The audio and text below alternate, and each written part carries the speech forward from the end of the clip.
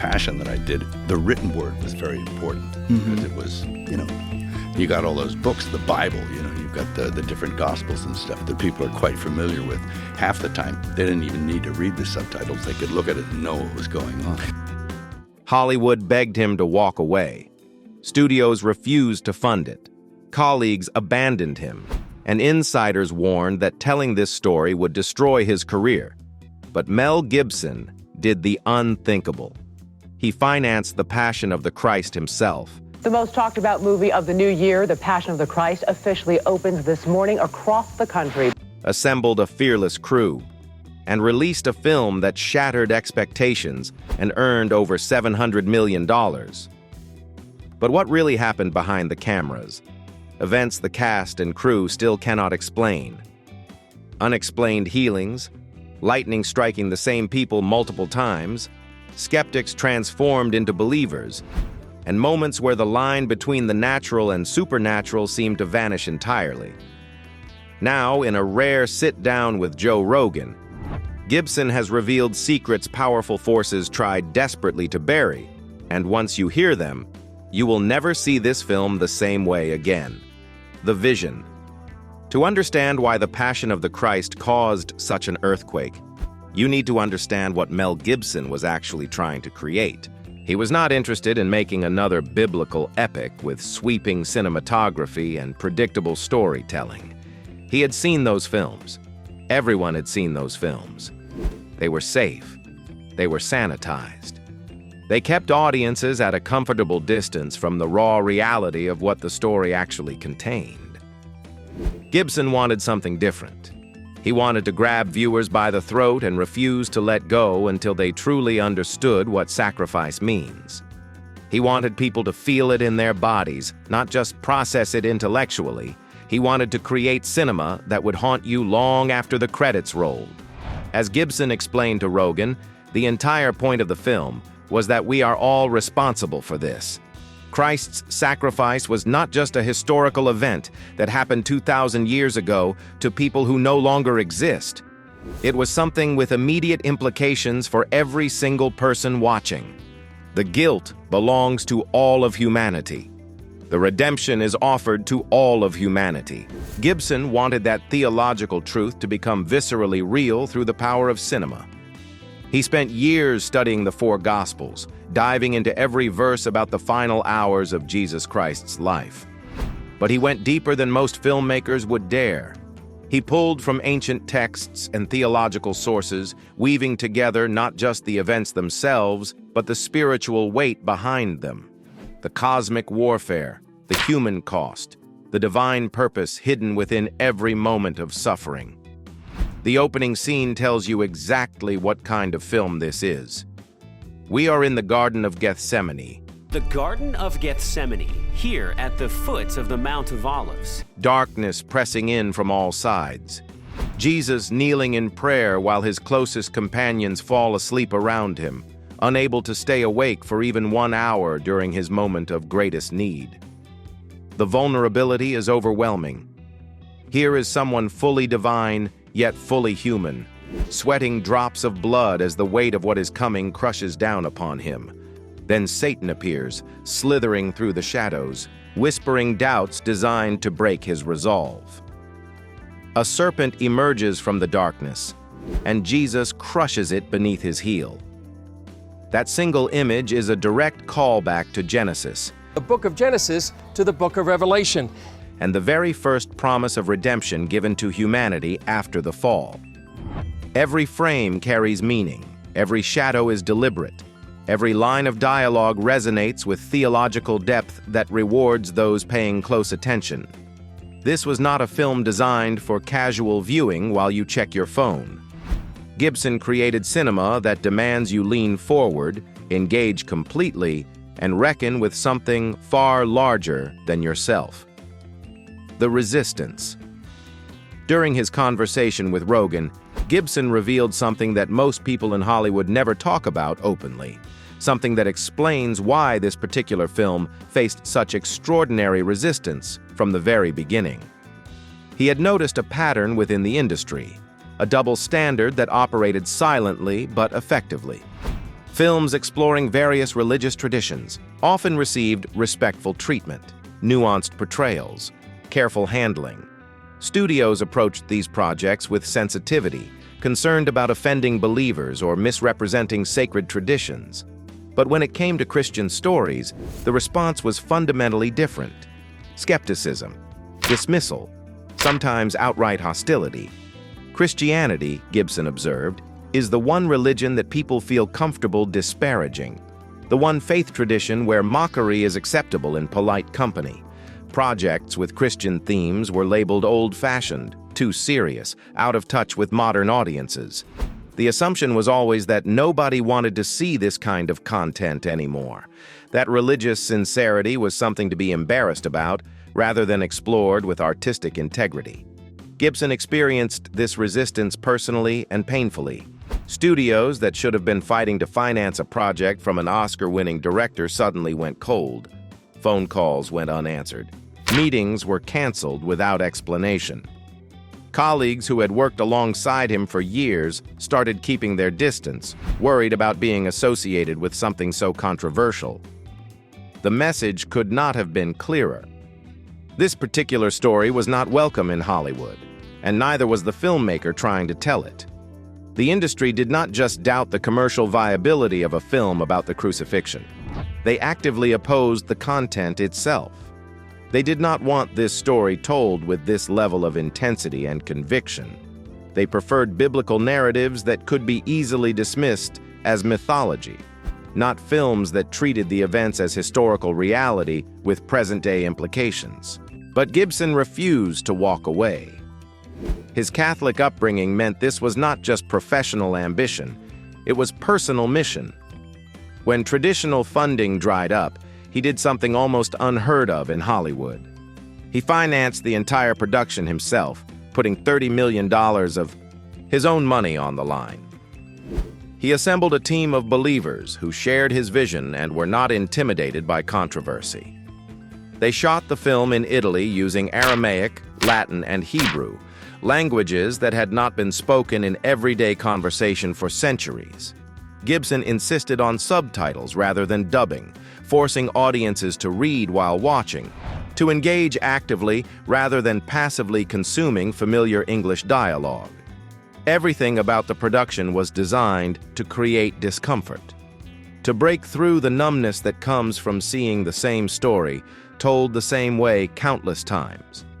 Gibson wanted viewers to experience the passion narrative as if encountering it for the first time, stripped of the protective familiarity that allows us to keep it at a safe emotional distance.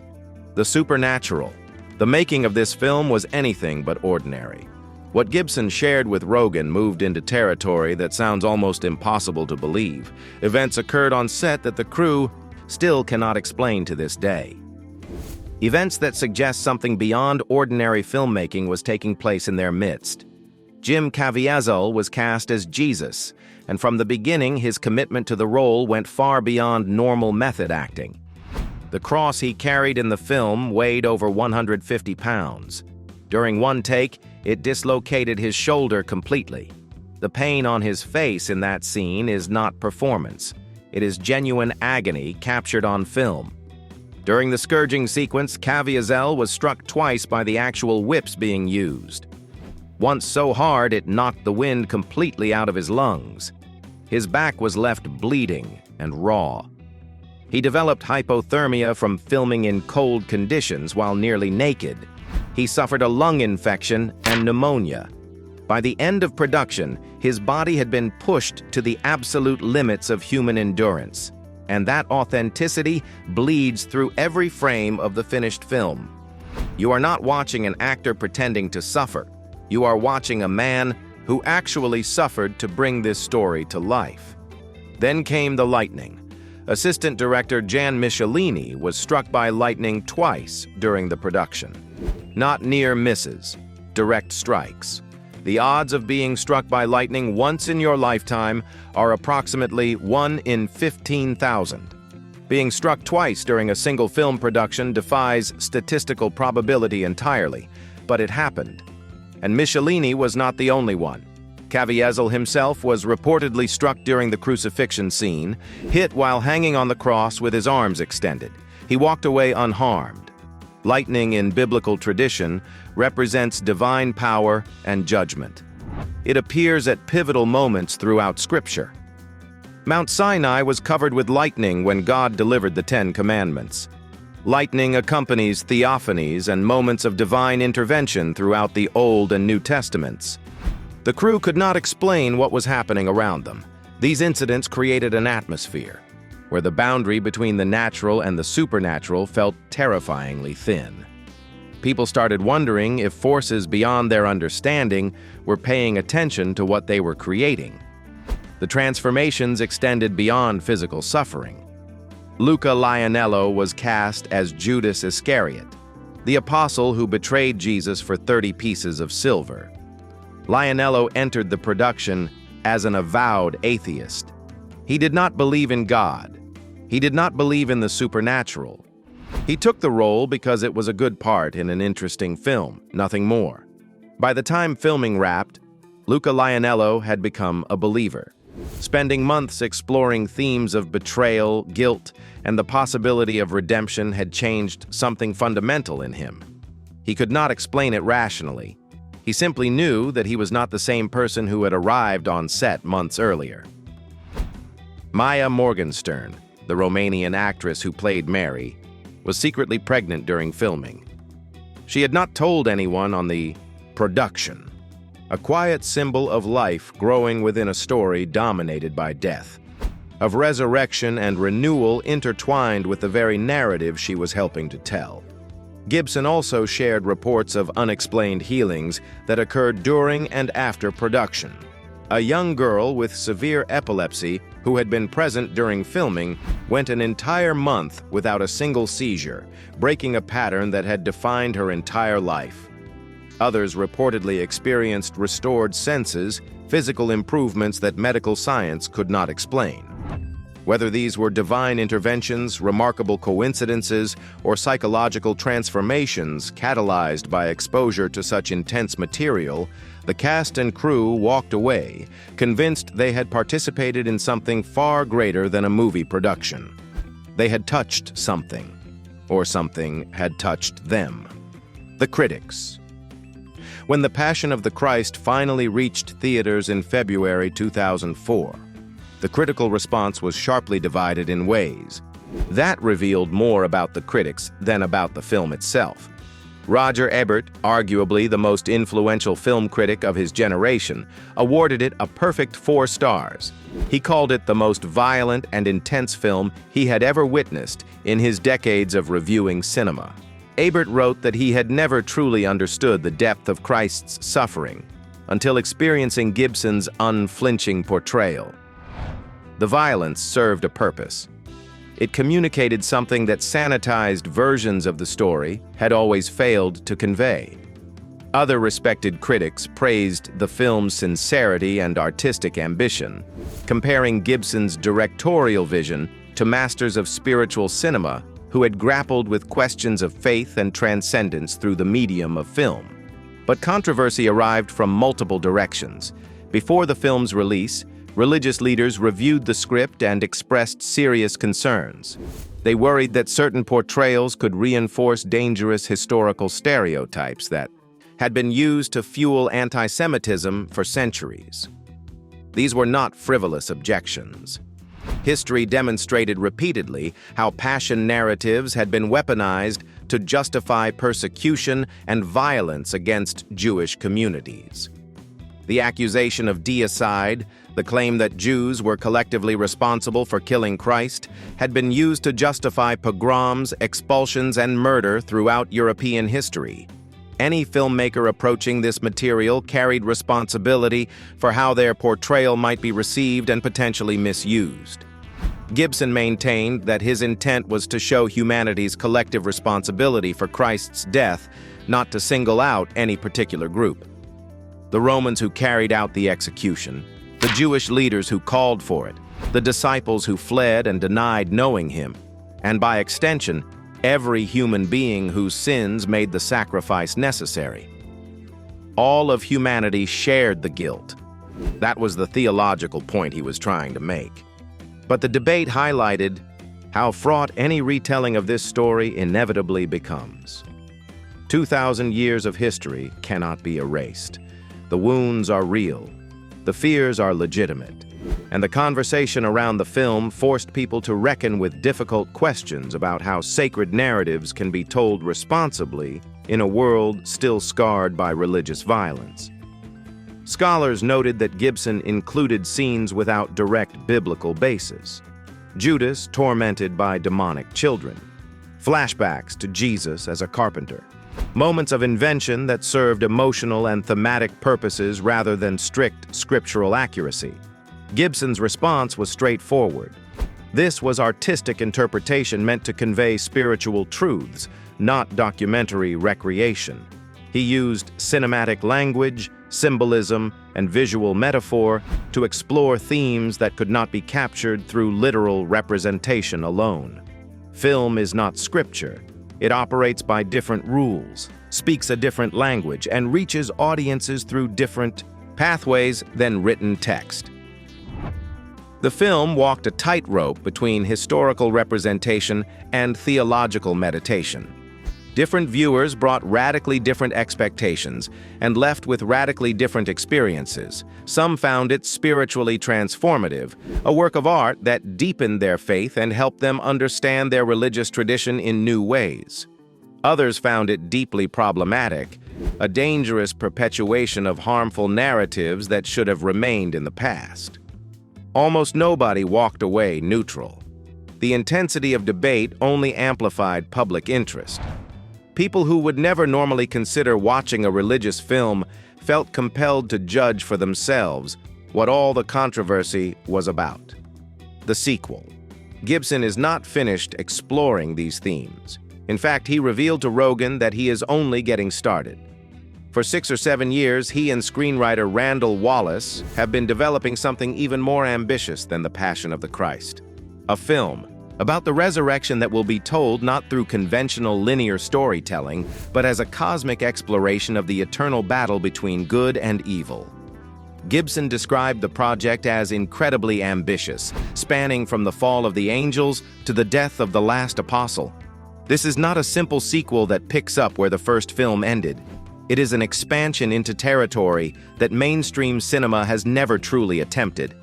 Gibson wants to show how that singular moment in history, the resurrection of Jesus Christ from the dead, connects to everything that came before it and everything that followed. He is diving into ancient texts, theological debates, and historical research to craft a narrative that challenges audiences to see familiar stories through entirely new eyes. For Gibson, the Gospels are not mythology.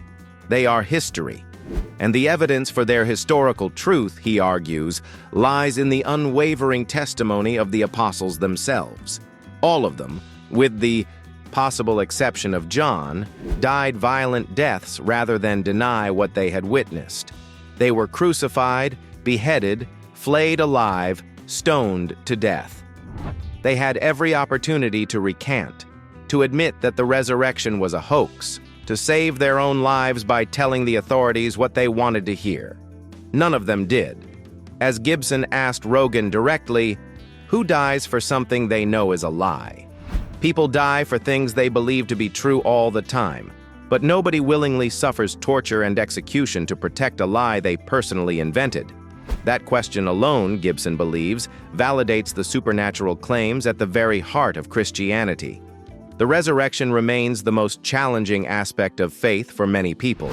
Someone executed by professional killers, confirmed dead, buried in a sealed tomb, and then walking out 3 days later defies everything we understand about the natural order.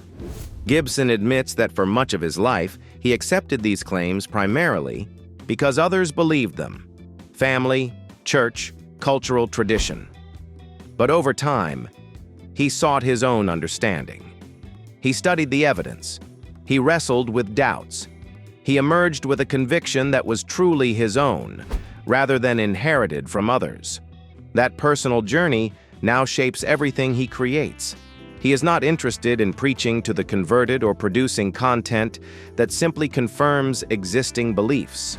He wants skeptics and believers alike to wrestle with profound questions about existence, meaning, suffering, and what happens when life ends. The truth. It was not a single revelation. It was the cumulative weight of everything Gibson shared over the course of their conversation. Layer after layer of truth that most people in Hollywood would never dare speak aloud. The truth that creating The Passion of the Christ required Gibson to stand virtually alone against an industry that wanted this story buried forever. Not ignored, not politely declined, buried. Executives who had praised his work for decades suddenly could not remember his phone number. Friends who had stood beside him at award ceremonies found reasons to be unavailable. The machinery of Hollywood, which runs on relationships and reputation, turned against him completely. And he made the film anyway. He bet his career, his reputation, and $30 million of his own money on a vision that everyone told him would fail. That is not normal behavior. That is not how the entertainment industry works. People in Hollywood hedge their bets. They test the waters. They make safe choices that protect their positions. Gibson did the opposite. He went all in on something the entire system told him was professional suicide. The truth that supernatural events occurred during filming that defy any rational explanation. Lightning striking the same people multiple times. An atheist actor transformed into a believer. Unexplained healings witnessed by crew members who had no religious agenda and no reason to fabricate stories. These were not rumors passed along through third parties. These were first-hand accounts from people who were there, who saw what happened, who still cannot explain it decades later. The easy response is to dismiss such claims as exaggeration or wishful thinking. Legendary actor, director, our friend Mel Gibson is back, who is out with a gripping new thriller. I've liked every movie Mel's ever made. At the top of my list, The Passion of the Christ. But when multiple witnesses from different backgrounds report the same inexplicable events, dismissal becomes its own form of denial. The truth that art created with genuine conviction can transform lives in ways that commercial entertainment designed by committee never will. Studios spend hundreds of millions of dollars on focus-grouped content engineered to offend no one and challenge nothing. They optimize for opening weekends and international markets and merchandise opportunities, and audiences consume it and forget it within days. But The Passion of the Christ, made outside the system by a filmmaker following his own vision, changed people.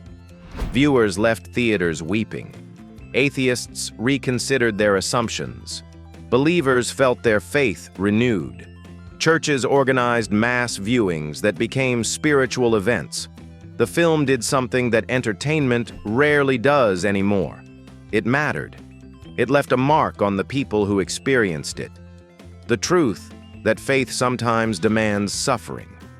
That speaking honestly about what you believe means risking everything you have built. That some stories are worth telling regardless of the personal cost. That sincerity still exists in an industry dominated by calculation and image management. That people still create art for reasons beyond profit and career advancement. That conviction can move mountains, or at least can move millions of people to fill theaters for a film that Hollywood never wanted made. Gibson's journey represents something increasingly rare in contemporary culture. A complete refusal to compromise, a refusal to play it safe, a refusal to let industry gatekeepers dictate which stories deserve telling and which should be silenced forever. He paid a price for that refusal. His reputation in Hollywood never fully recovered. He became a controversial figure in ways that had nothing to do with his filmmaking abilities. The industry has long memories and little forgiveness for those who prove it wrong. But Gibson also demonstrated something that the entertainment establishment desperately wanted to remain unproven. That audiences are hungry for stories with genuine conviction. That people want art that asks difficult questions and refuses to provide easy answers. that the safe, sanitized, committee-approved content dominating mainstream entertainment is not actually what human beings are searching for. We want to be challenged. We want to be moved. We want stories that cost something to tell and demand something from us in return. That is the truth Rogan heard. That is the truth that shook him. And that is the truth Hollywood still does not want to accept. 20 years after defying Hollywood, Mel Gibson has shown us that some stories cannot be silenced, some truths will not stay buried, and some visions demand sacrifice to be realized. The Passion of the Christ was only the beginning, a glimpse into a world where faith, conviction, and the unexplained collide in ways most of us are not prepared to witness. And now, with the Resurrection Project on the horizon, the question lingers. If one man is willing to risk everything to tell a story the world tries to ignore, how far will reality, and perhaps the supernatural, bend to ensure we pay attention?